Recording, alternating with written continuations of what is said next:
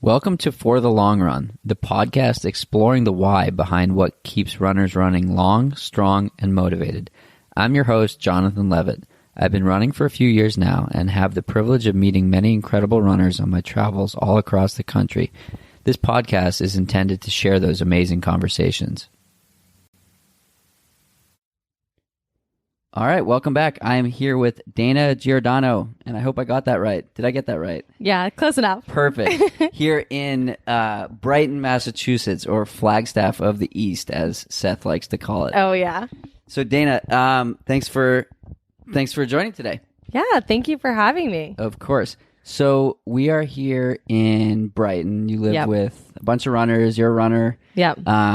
This is an interesting podcast because earlier today, I did a podcast with, I think, the person who runs the longest distance and slowest distance, races the longest and slowest out of anyone I've interviewed. And today, we're talking shortest and fastest. So, wow, it's been an interesting day. Quite the range. Yeah, I don't even know if I'm truly a miler. It's just kind of what I've focused on for the past 3 seasons. So, I've but I don't do much over the 5K. Yes. 15 to 5K, I would say. Staying on the track. So let's talk about that. So first, who is Dana? Let's start with an easy-ish one. All right, I'll give you the rundown. So I'm Dana. I have 3 siblings. I'm from New Jersey. So my running... Go Pats. Yeah, no, Giants, Yankees. It's a tough place to be in Boston sometimes. I tried to become a Pats fan, because I was like, I'll probably be here for a while. Right. But I couldn't do it. You're not a fan of winning? I really had so much satisfaction when they lost that Super Bowl. And then the Giants beat them in twice. It was just too much fun. So, but yeah, so from New Jersey, and that's kind of where my running story begins, is I had a pretty good high school program and very grateful to having a coach that kind of knew what he was talking about. So didn't have me running a lot there.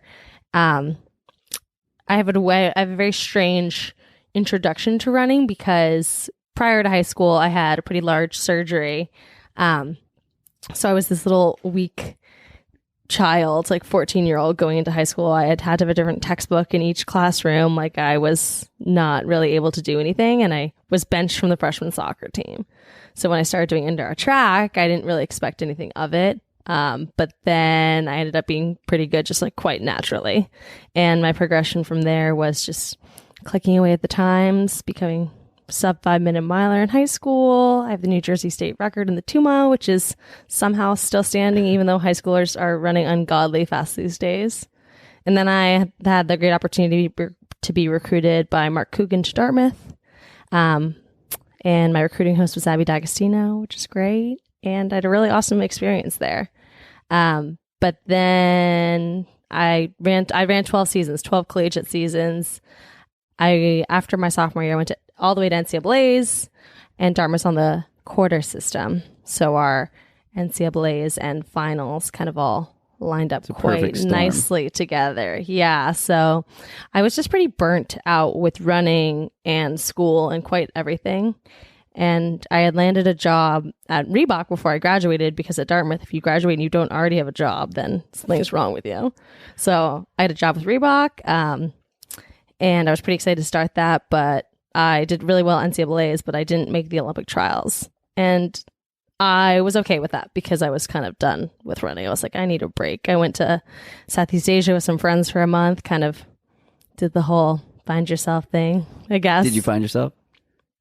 No, I don't think we were there long enough to truly find ourselves. And then I started working and running at Reebok kind of paired up quite nicely. So what were you doing at Reebok? I was working in the product management department for running footwear. So my awesome boss, Ted Fitzpatrick, he was a Dartmouth alum as well. And we were working together with a couple other awesome people making running shoes, trying to make Reebok have just more well-known for running like it used to be. So I did that for almost 2 years, and then I was in brand marketing there as well. And were you still trying to run at a high level when you were working at Reebok? So the first year of school, I made a rule to myself that I wouldn't say no to anything because of running. Because I somehow had made running this like evil thing in my head that like made me have to say no to a lot of stuff. Because I was running for almost 8 years, like a pretty high level. And like going to the end to these meets that not many other people were going to. And I don't know why I kind of created it as like a burden to myself to have to go that long when truly I should have seen it as opportunity. But yeah. So you were choosing not to do things because of running, but then you caught yourself doing that and decided not to. I guess the whole year was basically like, if someone invited me to go skiing, but I had to do a long run, I would go skiing, and I wouldn't really care if I didn't do my long run. That's awesome. Yeah. My coach said recently to me, just don't withhold fun and soul-filling stuff for running. We don't need to make that sacrifice.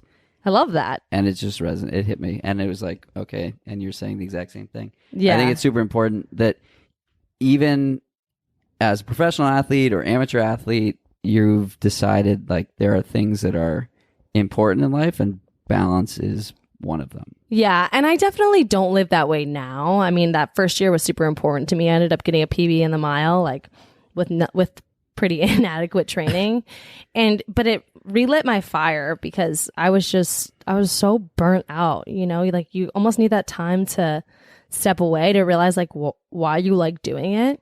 So why do you like doing it?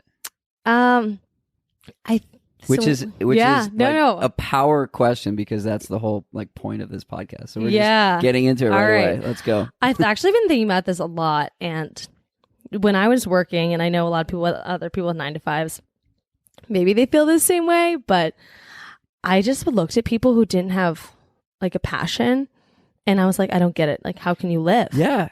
I was so confused. I was like, how do you have goals? You're just doing it. You're here every day doing the same thing.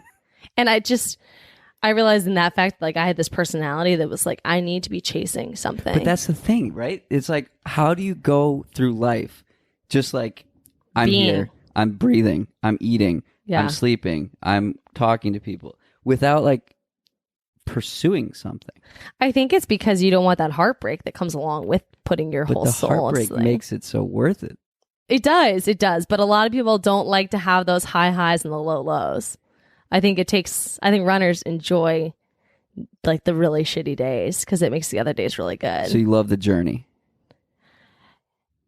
More so now, being a little bit older in the sport, but it took a long time to get there just because I was so like present at Dartmouth, like really just focusing on each day and not kind of looking ahead. Like our team was not focused on USAs or anything like that. It was just like put in the work. Put in the work, show up, go to conference, try to win, run fast, have fun.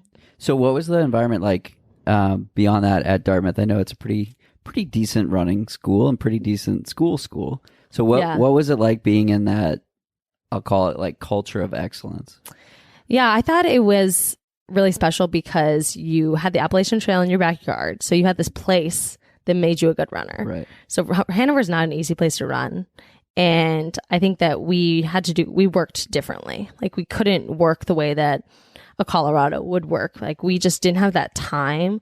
And I always joked, I was like, we had a 30-mile dirt rail trail 15 minutes away, and that was too far away. Wow. Because people had stuff to do. Right. They had lab, they had homework, and it was like, oh, do we really have to go to the rail trail? It's half an hour away. So we went twice in cross-country season.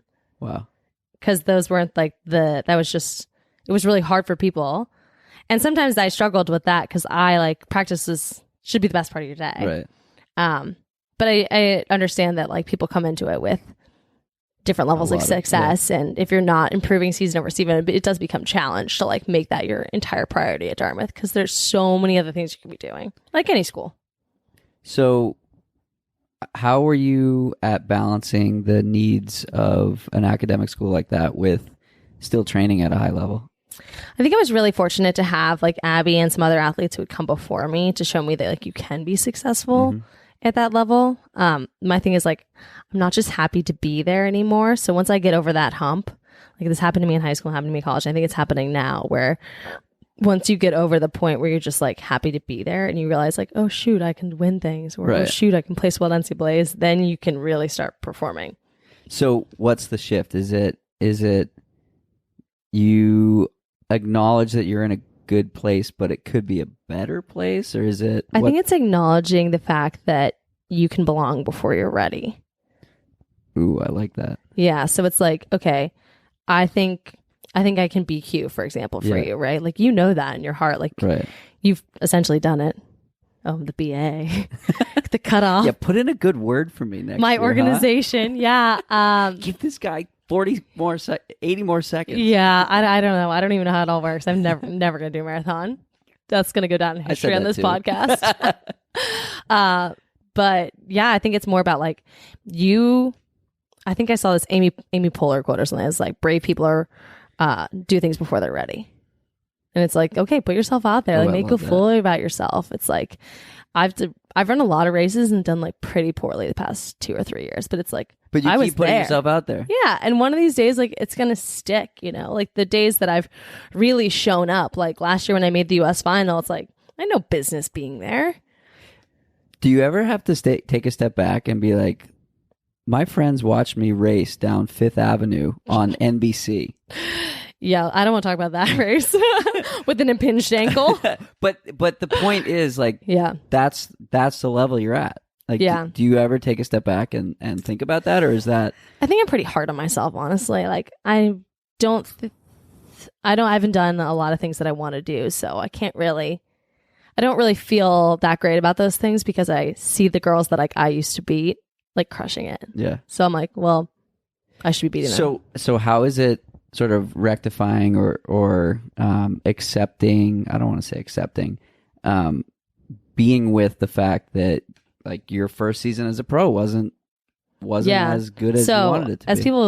Many people probably don't know who I am. So like, who is Dana? Who is I? But who am I? So like I got third NCAAs in 2016, the 1500. And then I honestly started training for the 1500 the past 2 seasons because I really didn't have time to put in the miles. Like I'm a person who needs like 8-9 hours of sleep or else I can't function as a human. We'll talk about that too, yeah. I really can't function. So it's like I can't be the one burning the candle at both ends because like I would wake up before work. You know, then in Boston there's that crew that goes like Tuesdays at 6:30 at Harvard, indoor track, right? I could wake up 3 days a week and then by Thursday, Friday, I would be toast. Like I couldn't make it. Thursday's at 7 a.m., so it's nice and late. Yeah. But I couldn't make 5 days a week in the morning. Right. So it was really hard for me to like juggle the timing aspect of everything. Yeah. In terms of year one or just in general? In terms of, I was talking about the 1500 and me. Oh, got it. Yeah. So like training for the 1500 was less volume, but like more intensity. Yeah. So that's how the 1500 came to my versus event. The mile? Versus the like 5K? Versus like the 5K or longer distances. So now it's been really nice, but definitely a challenge to have all the time. So in February, I quit my job and I joined the BAA, stayed in Boston because I wanted to keep, it's a phenomenal organization. I like really wanted to keep this special community around me and like my family lives close. So I wanted to keep like that support system because I think it's super important. But I ran slower than I have in the past 3 years. Slower than that, 3 years. So you reached out to me, I don't know, a year ago and you were like, hey, I've got big goals. I want to do some cool stuff. I want to leave no stone unturned. So what are some of the things you've been doing that I think the thing that people get caught up on is, and I had this conversation with Peter Bromka. He was like, people come to me and they're like, I want to BQ this year. Yeah. And he's like, no, you can't. Like 3 years, 5 years, 10 years. So what is it that you're doing that Dana of 2024 or 2022 or whatever, 2022, what am I even saying? It's been a long day. Yeah. Dana of 2022 or 2024 is going to look back on it and say, damn, I'm glad I made those decisions. Yeah. I think the biggest thing for me is like having no regrets in what you're doing. So once I got to that point at Reebok where I realized I wasn't like happy to be there, like I was not inspired at all, like I had to leave.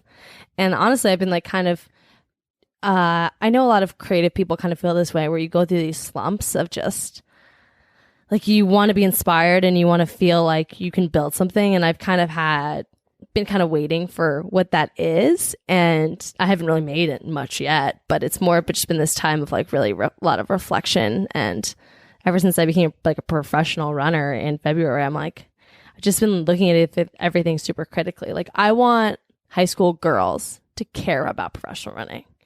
How does that happen? Like, I now coach high school girls. They don't care about their own running, let alone professional running. So it's like, what's missing here? Like, how do we create fans of the sport? Because the reason why most people are fans is because they participate. So it's like, how do you create these lifelong fans? It's the number 2 most participated high school sport, if not number 1. And these people aren't fans of the sport. Like, that's a problem. So how do we get there? Besides uninterrupted 5Ks and mile races on television. I think it's more of just there's almost too much information, and like curating. Like, the reason why I got really into running is because, quite honestly, I had a high school coach that I needed to connect with. He was a male high school coach, and he's a running nerd. He's awesome.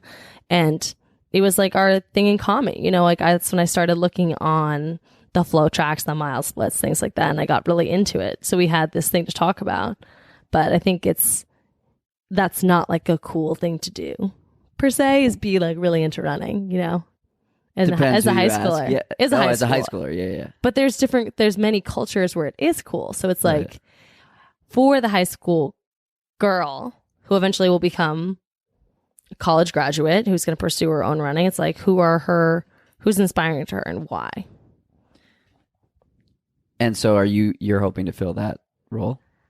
I'm not filling it. I'm more of just an observation phase right now. This is so lame. Just more of this might explain why I'm like this, but my minor was human-centered design, which is basically like building products for people instead of like making products instead of like making a product and forcing people to use it. So break that down in layperson layperson terms. So like suitcases didn't have wheels, I think, until like the 60s or 70s, because someone finally noticed like, wow, it was really challenging for you to like pick up this piece of heavy luggage. So it's like creating things for people, a need, a problem. Yeah, creating things for a problem. Versus Steve Jobs, who said, y'all need iPhones. No, Steve Jobs, iPads. He actually fixed a problem there. The thing Steve Jobs didn't fix, or whoever, RIP, was him taking away the headphone jack before it was ready. That's not a problem fix.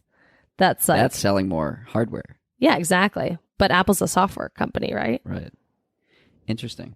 So let's back up. Just distracted. Anyways, I think what I want to leave on the sport is I want to get people inspired to run and understand like what the feelings that I felt and those emotions, those emotional highs and lows, make you feel really good about yourselves and setting goals. I just care a lot more about the female population, and I think it starts at the high school level. So how to get those women interested in the sport and then continually being interested, even if their running career isn't as a professional runner. You know, like I'm very unrelatable. So why should someone care about me? Like their lifestyle is never going to be like mine. But that's the thing. I think that social media allows us to connect with pro athletes and make it relatable. I do too. It may not be at the same speed, but both people are running. I just want to bring a certain level of like authenticity to it, where I think a lot of people, like I know people that will literally post photos of themselves working out when I know they're injured. Like there's so much bullshit in social media that like I would like to strip away and be like, okay, listen, like this is how it is. Like it's hard. It's not easy every day, you know? So I think Steph Bruce does an amazing job of that. I think that the way that she uses social media is sort of like the guiding light of what I try and do. Yeah. And what I think a lot of people, not everyone, but I think a lot of people could and should do. I think that there's a huge problem because you see it in road marathoning. People get, kudos for running back-to-back races or, doing hard workouts after a race. And it's this vicious feedback cycle of you do something stupid, you get kudos for it, you get injured, but nobody sees the third step. It should be your inspiration. It's not your doctor. It's not your PT. It's not your therapist. Like social media isn't those things. Like there's specialists for that. Like it should be your inspiration or your creative spark or whatever. But I think a lot of people use it as this comparison tool, but that's a whole nother topic. That is a whole nother topic. And then you also mentioned a whole other topic that I love discussing. Oh, yeah. Therapy. Oh, yeah. Have you been to one, seen one? I have not. I use a sports psychologist. That's as far as I get into like therapy, but I do Is a that lot of Emily Saul? No, it is his name is Tim Bailey. He used to be here in Boston. So his wife Priscilla Bailey was a former coach at Harvard, and now she's at Cal Poly. But we connected when I was at a training camp out there, and we've been doing some sessions over FaceTime and kind of working on like the big goals and that the visualization. So yeah, so like my goal is to make the Olympic team. Like, am I anywhere near that? Probably. It's going to be hard. It's going to be a stretch, and I'm going to have to really improve. But he's been helping me kind of work on like, okay, set your intention, tell people about it. Like, don't be afraid to tell people like your goal, like put it out into the universe, and then work on like what my assignment for this past week. It's been really hard, and I have not figured it out yet. But it's what is the one like guiding principle in your life, a sentence that you can look at every day that makes you wake up and like want to be better. That's good. Yeah. So we did this whole exercise that was you had to write down what do you want your friends and family to say about you? Like it's your retirement party. Like what are they going to stand up there and say? And what was it? Some of mine were like, I think people think that I'm very passionate. I would like to think that people think I'm empathetic. I know I'm relatively blunt and to the point, but I think it all comes from a place of like honesty and kindness. So what you've talked about so far is wanting to inspire others, wanting to get girls and women active and motivated and excited about running. What if it was something around that, like your success is their success, or you know, the more that you're able to break through barriers, the ideal will come. Yeah. The ideal will come. I just don't know what form yet. Yeah, you'll wake up one day and it'll hit you. Yeah, and I think you don't have to be creating anything. It could be a process too of who are you? Because when you ask me who I am, like after the Olympic trials, I have no idea, and that's really scary. Literally no idea. So, on a similar note, what are you scared of? Ooh, what am I scared of? What are you scared of? What am I scared of? See, nobody's turned this question around on me. Yeah, I need some time to think. So, what am I scared of? I'm scared of giving up. Yeah. I mean that like, I've had a few races where I like gave up. Yeah. And mailed it in, and you do that enough times, and it's like that passes into life, and you're just like, yeah, it's too hard. I'm not going to do it. Yeah. And it kept happening. And then one time it didn't happen. Yeah, definitely. That's a good one. I think I'm scared of walking away before it's over. Like not finishing the job, you know? Yeah. Do your job. Just do your job. That's a Patriots thing. Can be anyone. It's working. No, it's Bill Belichick. The mind infiltration. You've been Belichicked. I've been Belichicked. It's okay. He's a decent coach, I've heard. But I think it's more about, for me, it's like I don't want to leave anything half-assed. Like I'm an all-in kind of person. It's like I'm going to give it my all. Like people on my team might think I'm crazy. Like I go and see all these experts. Like I'm trying to learn as much as I can. Like I've been doing this sport for over 10 years. Like I don't know anything compared to other people. And once you think that you know something, you don't know anything. Yeah. And I've been trying to really understand like the Eastern perspective, the Western perspective, where people are coming from, what their background is, and kind of figuring out like what's the best training for me. And I've had 5 coaches in the past 7 years, which isn't ideal. So it's like you have to be your own compass of stick the path, keep going. Do your job. You know? Do your job. No, I need another thing. I should never have said that. That's gonna be the title of the Do your job episode. You know what? No one can say bad things about Tom Brady and Belichick because they've accomplished great things. All I'm saying is 18 wins, 1 giant loss. Listen, somebody asked me once, so I grew up outside of Boston, and somebody asked me recently, like, oh, did you go into Boston as a kid? And I said, yeah, about once a year, but only when we won championships. Oh, yeah. You see those posters at the parades that are like, was like 87 days, the drought and the drought.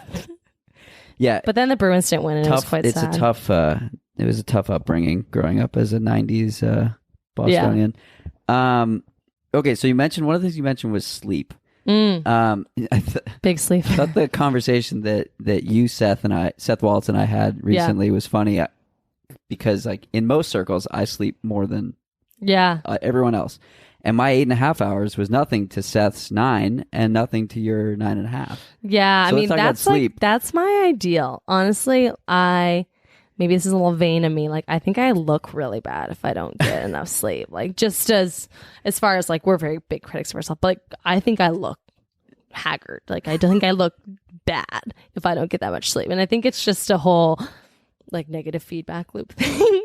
But I really listen, if that's what you got to tell yourself to get 9 hours of sleep. Yeah, I mean, it's at the end of the day, it's like the only thing that's really regenerating your human growth hormone. It's like if you're not sleeping properly, you're not training properly. So last night I had a magical experience sleeping. Yeah, you'll like this. Can you lucid dream? No, I kind of can. That's amazing. It's bizarre. I kind of wish I could. It's like right before I wake up, and you're like, you can. That's when you can decide what's going on. Yeah. Right? So like you're that part of your dream and you go one way and you decide, oh, I don't want to do that. And then you can like insert different people. It's been happening a lot more recently. It's very strange. Well, mine was not lucid dreaming, but it's still magical. It was magical. It was restorative magical. I woke up today after sleeping for 9.5 hours. Yeah. And I was like, oh my God, I feel like $1 million. Wow. And I ran 35 miles over the weekend and felt amazing this morning. Did you ever have a Whoop band? No. Yeah, I had one of those. Seth has one actually, and like it tells you how recovered you are. And I had a workout this summer where I literally ripped it off my wrist because I was like, I don't care. I have to perform. Yeah. I know I'm not recovered. Like the sleep isn't even helping at this point. So I think that it's like a tough balance between like too much data. Where's the data? How do you go by feel? Mm-hmm. So what are you doing from a recovery perspective to maximize? Yeah. So I've been really getting very deep into the food side of things, like cooking for yourself. So I was always in a rush when I was working and running. So like I think my diet kind of suffered, and it was just kind of suffering the fact that I think I was under fueling. I'm already a relatively thin person. I have been my entire life. I've never had an eating problem, thankfully. But like I don't have a lot of weight to lose. And like when you're in race season and you're working out hard all the time, like I can't afford to lose 5 pounds. Right. Like I'm that type of person who has a high metabolism who needs to like keep on weight. Right. So basically I've just been, and those things like those are very restorative too for your body as well. Like food is fuel. Like if you're not refueling, you're underperforming. Yeah. So like honestly, one of the biggest things I've done is snack, which is awesome. You know, just adding things in between. Yep. The bigger meals during the day. I've always been a good sleeper. Normatec. I do a lot of self-Graston on myself. That was the sidekick? Little sidekick action. Big fan of massage, acupuncture. I think you just have to find like what works for you. And I think when I stop running, I probably won't be doing this much, but I'll probably continue on with just like a better diet. And I really do enjoy acupuncture. You enjoy acupuncture? Yeah, I really love it. Wow. My old company, through my insurance, you could get it for $9. Wow. Because it somehow covered my insurance where like massage is not. But I was getting it for my neck and like tension headaches and stuff. And it's really phenomenal, like Eastern medicine. They said most of the points are in your arms and your legs. And it can reset your organs. All right. It's crazy. I tolerate acupuncture. I like how I feel. Do you do needling though? Like dry needling? It's different. Well, so this is acupuncture with stim, which I guess is similar to dry needling. But is it an acupuncturist or like a PT that's doing it? Chiro that's doing it. Okay, yeah. You have to go see an acupuncturist that's like studied Eastern medicine. Well, no, this feels good. I feel great afterwards. No, it's not a feeling thing. It's more of a methodology. Got it. Like your liver is coming from somewhere else in your body. You know, it's which your neural pathways are impacting the thing. It's less more about this is for the muscle and the area. And right. Because I've done that too for, releasing muscles in certain areas. But I think the acupuncturists are much more about the different organs. It's a fascinating world what you can get into out there. Eastern medicine, they knew what they were talking about. So I believe my chiro is trained in Eastern medicine. Shout out to Brian Kent. Yeah, I bet. But I know the acupuncture certificate is different, but it also varies by state. Got it. So each state is different. Makes sense. So switching gears a little bit, what have you been working on so that you can come back stronger? Yeah, so I ran the Falmouth Mile and I got a personal best in the mile this summer. And then I got invited to the Fifth Avenue Mile and I was trying to keep things together, but it turns out I impinged my ankle joint, which I don't recommend doing. Yeah, don't do that. Basically, like your talus is just like not tracking in the right way. It's like, and what is your talus? It's a bone in your ankle. Got it. So it's not sliding over, so you can't really dorsiflex. Got it. So I've just been, doing the total reset, like from ground zero. So I probably could be running my normal mileage per week, but I'm like, no, take it easy. Because I got injured once this summer and then tried to rush things back for Outdoor USAs and got knocked out in the rounds. I really ran quite slow in the 1500, had 0 good races on my regard. So I just don't want to, in 2020 and like the next 9-10 months, like I can't risk a little injury. Right. So I'm kind of being like a crazy person on the PT rehab Ultra G. It's a good big picture approach. So you've got an interesting connection to Falmouth. Yeah. Let's talk about that. Yeah. So my grandfather, my mom's side, was a professor at UC Irvine. So she's from California, and every summer they would drive across the country to Woods Hole in Cape Cod, and which is the start of the Falmouth Road Race. So no one in my family is a runner, like 0. But I've been there every single summer my entire life, pretty much going down, and it's a pretty special place. It is, and it's always so hot. No, it's not. That race. Oh, the race is really hot. Yeah. Well, it kind of opens up when there's no trees. Right. Along the ocean there. Yeah, on Surf Drive. Yep. It's a horrible place to train, quite honestly. Like, I've logged many, many miles there, but I have 0 Strava records because all the people there were from the race. Where do you train in Falmouth or Woods Hole? You literally just do, from my house, you go to Penzance Point, which is all this nice area with like mansions. You run up there. That's like 3 miles. Then you run around the lighthouse. And there's this little dirt road called Fay Road that I'll run up and down a couple times. No soft surface. Not ideal for training. Does that go up to, it's like a little marsh along the side and that's where all those big houses are? Yes. Mm-hmm. That's Penzance Point. It used to be a guano factory. A what? Guano. What's that? It's fertilizer. It's from bird poop. That's shitty. Exactly. It's terrible.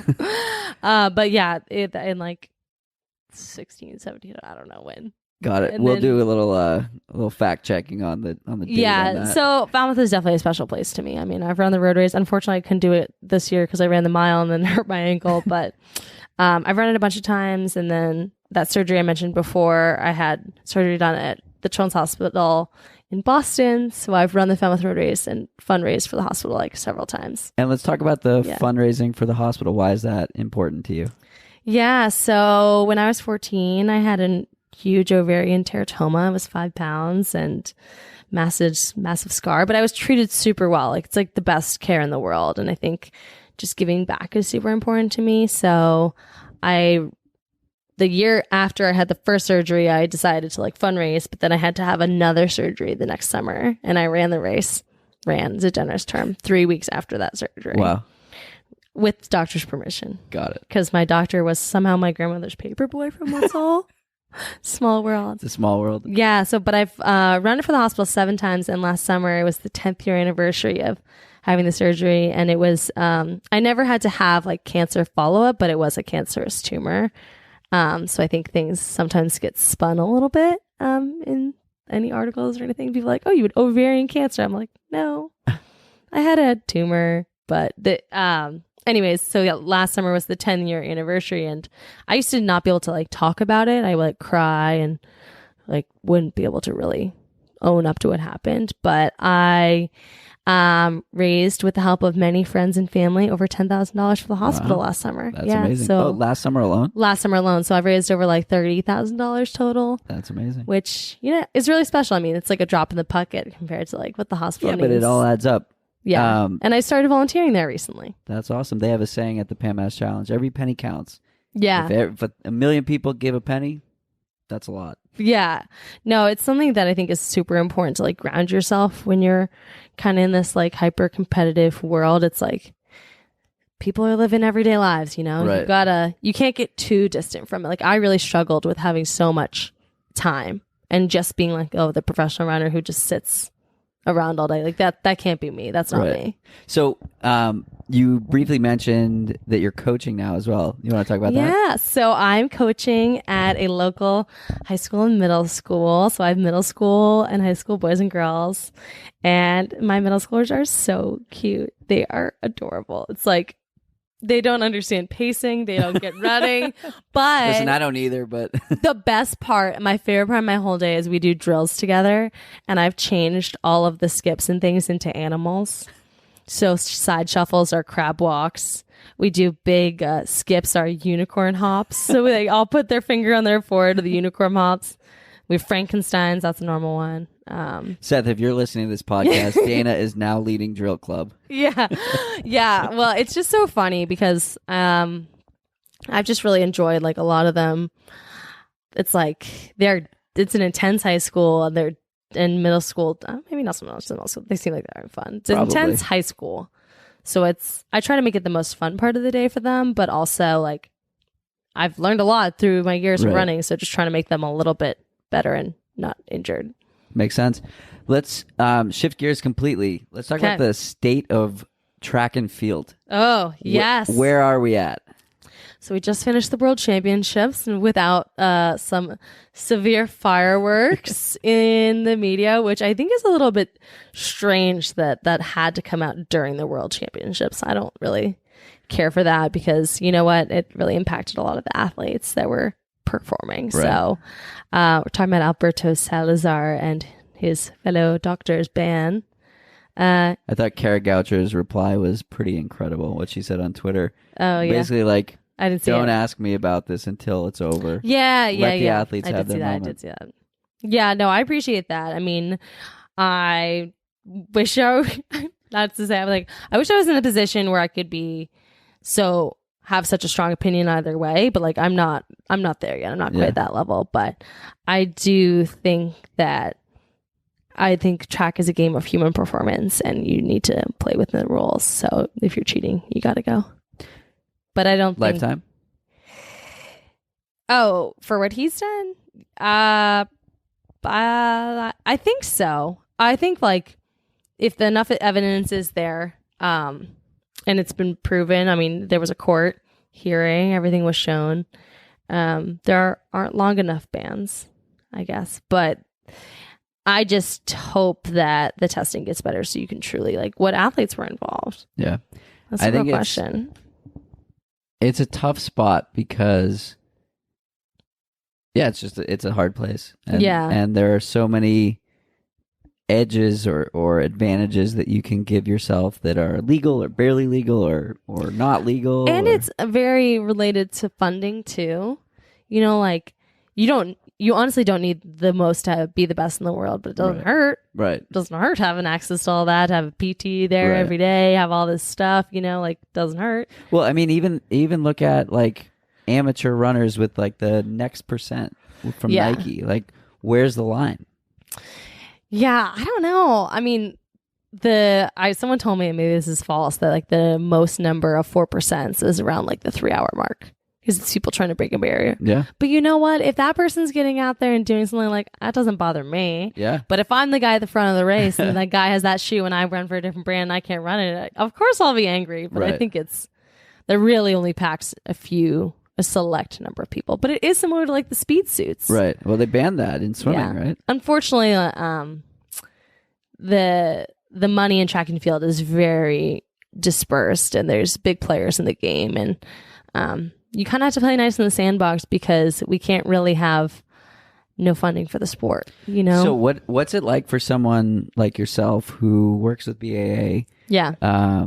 Probably would like to have other partners, sponsors, things like that. How do you manage expectations of a brand or not, or not soliciting, but like working with other sponsors, things like that? Yeah, I mean, I don't have a quite large enough social media following that people are reaching out to me all the time, but it does happen sometimes. Well, maybe after this podcast you will. Maybe, let's see. Hello, follow me. I'm just kidding, only if you want to. But yeah, so the BAA, the Boston Athletic Association, is who I run for, and Adidas as well. So I can only wear Adidas, but thankfully I love it. That's like really awesome shoes. They treat us super nicely. But the BAA also has their own sponsors, so it's definitely a little bit tricky to navigate, where the BAA has 5 major races, and each one of their races kind of has a different set of sponsors for the races. So there's like certain categories that we can't seek out other sponsors, but there are some categories where the BAA doesn't already have a sponsor. So like the BAA, for example, is like sponsored by Cliff Bar, so we get Cliff products. Like I can't really have another nutritional sponsor, which sometimes is a challenge, like if you're not meeting your needs. But at the end of the day, like it's nice to have those products. Yeah. I've reached out to a couple brands, but only things I truly believe in. Like I know you dropped my sidekick tool joke on there earlier. Like I truly love it, and like I don't want to promote anything that I don't actually believe in. Right. That makes sense.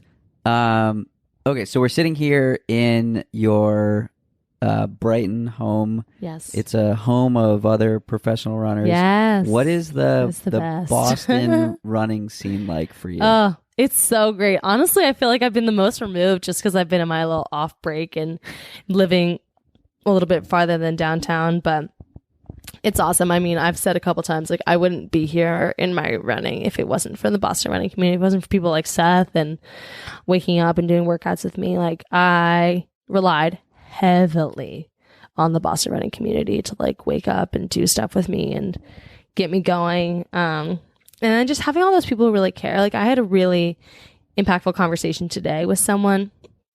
They wrote a piece for Tracksmith, and it just like hit me in the right way. And I felt super comfortable with someone that I don't know super well, that I'd like to get to know better, reaching out to her and being like, hey, like, this was really important to me. This is what my thoughts and feelings about it, you know? And it's people that understand you. And I think it's the first time in my life truly that I've been like, I am a runner and I'm like proud of it and happy about it, versus like kind of push that identity like in college kind of far away. I was like, oh no, I can do it all. Like, I'm really good at doing everything. I'm not just a runner. Like, I'm a student and I'm social. Like, I can do all these things. But it's been nice to lean into that identity more, I would say. Definitely. And then, yeah, you have people like Seth. Seth was one of the first 10 interviews I did on this podcast. Yeah. We had a blast on that episode. So go back and listen if you haven't listened. But yeah, people like that. Boston's made up of people like Seth, where it's like, you know, oh, you need someone to pace your workout? Time and place, let me know. I mean, you said it to me. You were like, hey, I'm not running for a while. Like, I'll jump on a bike and pace you. Like, stuff like that makes the world go round. Like, I still need to own up to that. What are you doing Wednesday? I know. It's harder now, too, with like such a strict practice time, where I really feel like I have become a little bit more distant from the larger community. And that was one thing I really wanted to, because I loved going, like, I always went to those 9 a.m. Sunday Tracksmith long runs. Like, that's the only reason why I would do it, you know. For the community? I don't like running alone. Yeah. Like, I really don't.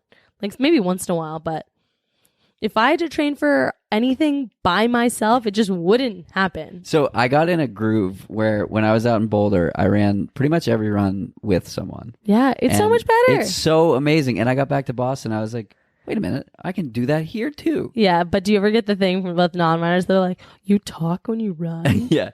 Well, it's fun because, like, you know Mark Vittor, right? Probably the owner of Landry's Bicycles. So like we do a Tuesday run. Yeah, I don't really know anyone's last names is the funny thing. In the Boston running community, I'm like, oh yeah, that person, Mark. He's one of the Cortado guys. Oh yeah, yes I do. But it's a first name basis thing. Chief Cortado.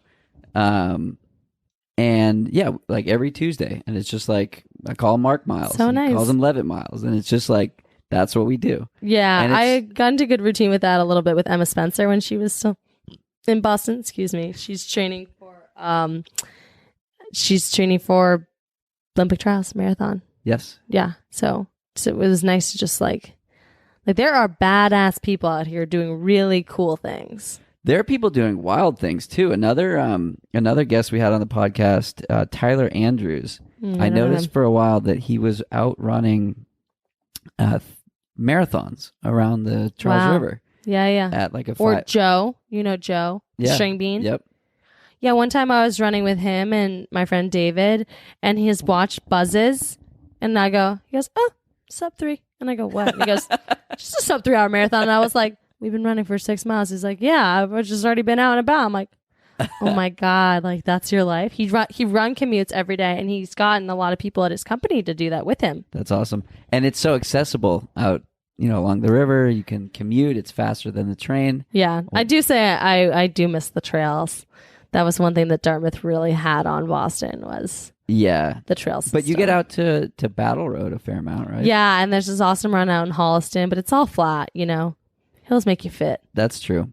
Well, next time you're in Falmouth, my parents live next to 50 miles of conservation land. It's just like really? Gorgeous single Where's track. Sandwich. Oh, it's exit 4 on Route 6. Yeah, the joke in Woods Hole was like, you don't even get in your car to go to the grocery store. You just, my mom joked, she's like, I should get my groceries delivered this summer. I almost went a whole summer without getting in a car once. That's amazing. This podcast is turning into a Boulder and Cape Cod tourism ad. Which I don't hate it. I don't hate it. Anywhere where there's people, you can run well. Totally. So what is the goal for the next 3 months, 6 months, 9 months? Yeah. Well, conveniently, I just had a meeting with my coach. So perfect. I think I had a debrief beforehand too. You did? No. Yeah. So Morgan Houston is our interim coach, and she's amazing. An Olympian herself. And we were talking, and she was like, all right, what are your goals? And what I would like to do is I want to run fast on the track, obviously, but I want to throw down a fast 3K before I'm going out to altitude for the first time ever. I'm going out to Flagstaff in December to January. Which is a really hardy time to go to Flagstaff. Yeah, I don't know. It's not my planning. I just kind of follow on. But I think it's more like I was saying about setting the intention for every day. It's what am I doing today to make myself a better athlete? Like, am I doing everything I can? Am I making smart decisions? Like, I can definitely get caught up in overcommitting. So I'm trying to do less is a big thing for me. Saying no is a beautiful thing. It's a beautiful thing, but it's also hard. I mean, conveniently, I live with Leanne Farber and Heather McLean, who also trained for the 1500. So it's like I got some socializing every day, which is really, really nice. And I didn't realize how much I needed that. But I mean, I want to give myself the best shot. I want to make the Olympic trials final, the 1500 or the 5K. Like, I want to be able to stand on that starting line in June in a final race and be like, you know what? Anything can happen today. And that is a big goal. It definitely would take a jump, but that's what I'm trying to do. Just show up every day, try to be my best self, sleep 9 hours, rinse, repeat. It's not that complicated. Running's not that hard. Left foot, right foot, left foot, right foot. Left foot. Yeah, keep your feet healthy. Wear your toe spreaders and don't get hurt. See, this would be a perfect place to end, but I have more questions. So let's keep it rolling. You can always edit it. We could, but I really want to know why the 1500 and why the 5K? Yeah, so I love the fact that the 1500, like, really anything can happen. It's like I've always been, I think, in my opinion, a strong tactician. So when I am fit, which I think is what I've kind of struggled with the past year, but like when I am fit, I'm really unafraid to race and put myself in there and get going. And run ugly. Yes. I know. That started at Dartmouth. It was just, finish the race with spit on your face. You're like, literally, I would finish races in high school, spit globs on my cheeks, and my lips would be blue. Like, wow. I don't hold back. Like, I'm digging to that very, very, very deep point. And I think that's something that I kind of got away from a little bit. Just like going to the well. Going to the well. But wait, this is funny. You'll find this funny. I get kind of picked on for believing like sometimes things that are outside of my expectations. So people are like, Dana, you have such big ambitious goals that you'll like fall flat on your face because it's unreachable. And I'm like, yeah, I wanted to run 4:04 this season. I kept running 4:15 because I was just hucking it and then dying, but I'd rather try that. Shoot. It's like, I would rather do it that way than do something I've already done before. Like, there's nothing inspiring to me about like being consistent and like being consistent on running like the same time and not improving. Like, I want to do everything to improve. Well, there's something about being consistent, but then there's something about being consistent and but not, like, not improving. Yeah. Totally. And then the 5K, I think, is just a challenge where I could see like more opportunity in that race, and it's kind of an untapped world. Which is more painful? Probably a 5K. Yeah. The 15 is once you get past 800, I mean, it's really a 600 meter race. Walk me through that. I've never run one. Okay, so in the 1500, the championship level, you're like, everyone kind of just waits around, gets through 2 laps, and then positions start being moved in the 3rd lap. And then you can either move from 600 out, you can move from 300 out. You kind of have 1 or 2 moves that you can make. And if you're really good, you have more. So you just have to, basically it's like watching film. Like, you watch the best tacticians race and you see all the different strategies. Like, I'm tall and I have long legs, so I can't get caught in certain places. I can't get caught on the inside. So you have to make sure that you have your spot when the bell has rung, and then you just hold on and you don't give up your position.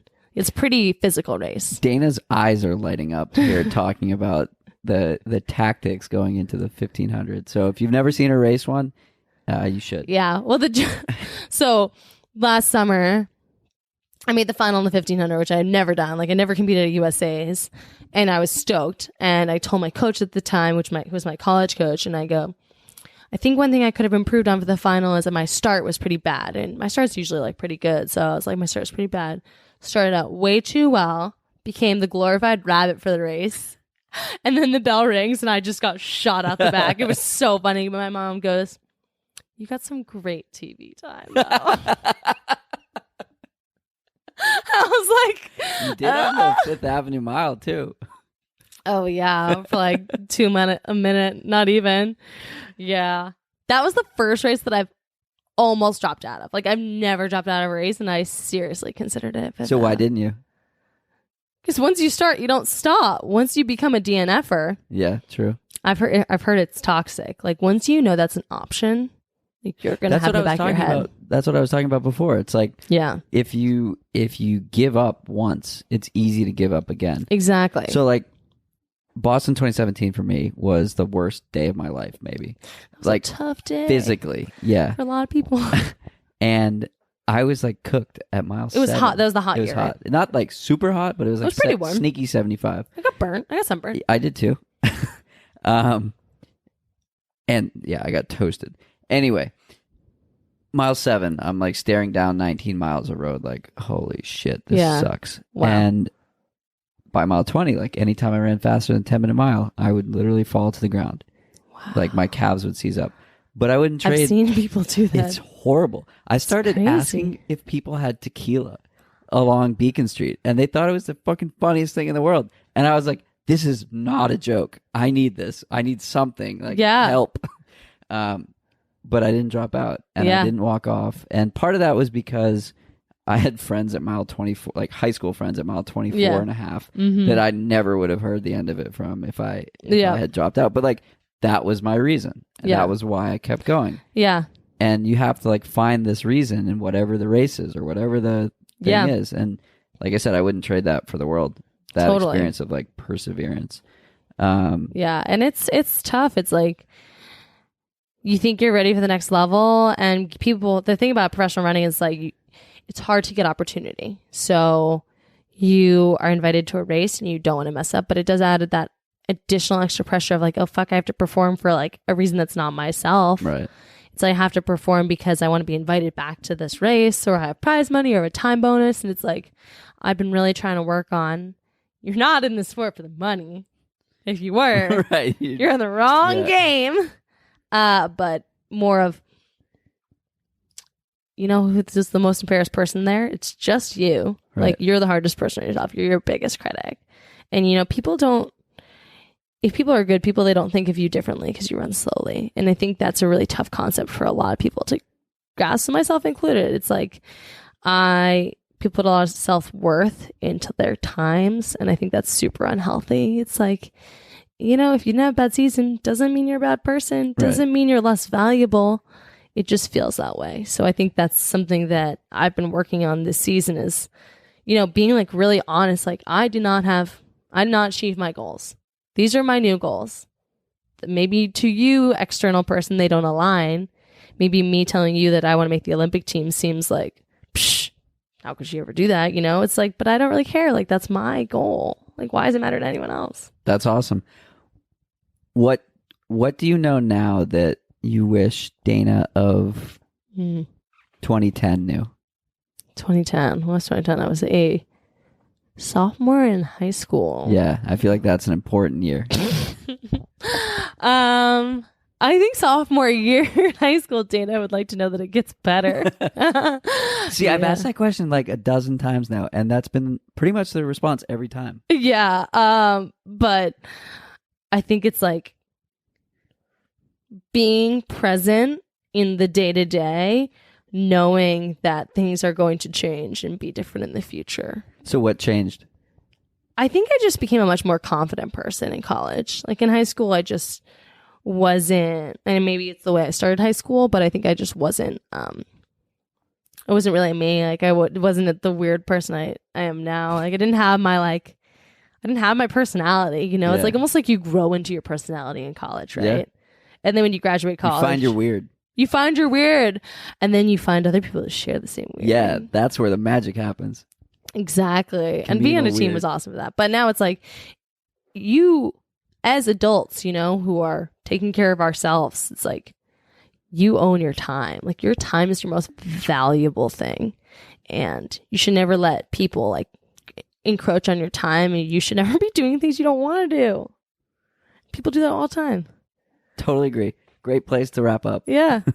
Dana, in spite of your time, he's like, I want to go home. Time's up. No, I think it's a good point. Dana, thank you so much for joining here. I guess I'm joining you here in your home. Where can people find you on social media? Yeah, I'm at Dana_Gio on Instagram, and I think it's that same with a 6 at the end, at DanaGio6 on Twitter. Yeah, that's pretty much it. Mostly on Instagram. Isn't it the best? It's fun. Yeah. Thank you so much for having me. This is really wonderful to be like candid and honest. And, I don't have all the answers, but I'm trying to figure it out. I love it. Awesome. Thanks so much. That's it for today's episode. Like many long runs, it's sad when it has to end. I hope you join in next week on For the Long Run. And in the meantime, happy trails. If you've enjoyed this episode, it would mean a lot to me if you shared it so that others can find it and enjoy it too.